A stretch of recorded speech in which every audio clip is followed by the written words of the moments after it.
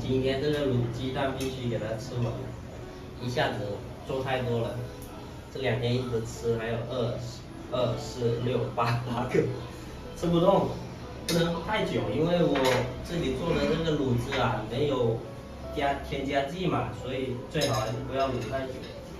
弟弟他点菜，他说要吃牛排，要喝粥，所以我今天晚上我要煮粥又煮饭了。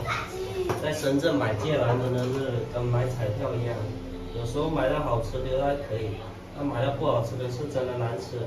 但是我们潮汕人又好这一口，这个芥蓝。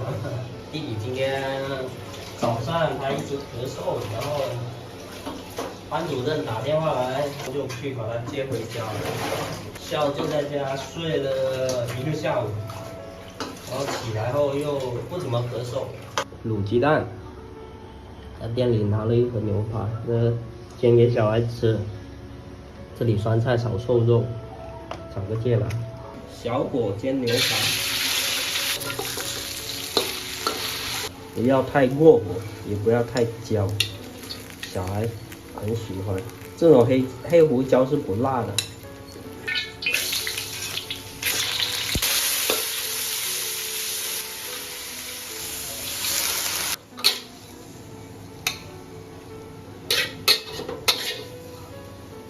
大火油多，芥蓝就是要放鱼露。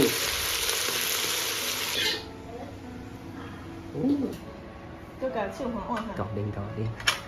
牛排我来剪小块一点吧，这样大块不过也嫩。是他预定的，他说好久没吃了。牛排啊？牛扒，这叫扒。然后特意用这个炖的粥给他吃。哎，冇病，慢慢来加。去拿个剪刀嘛，我感觉拿个剪刀好。不是他自己不会扯，他会扯就好了。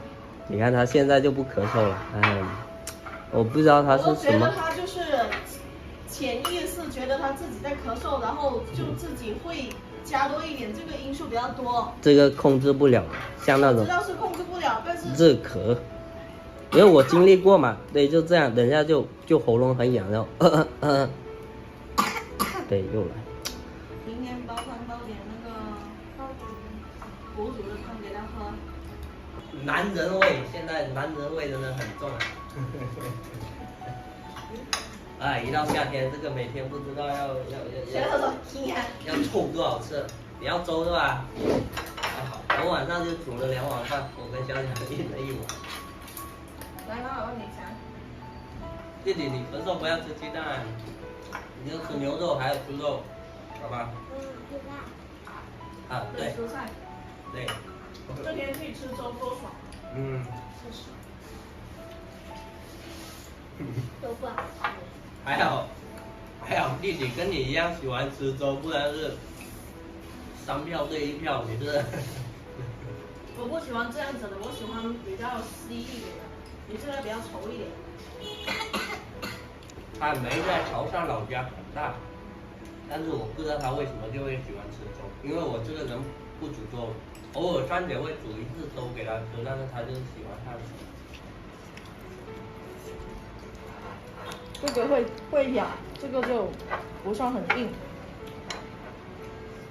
还是很嫩的。弟弟他不会咬。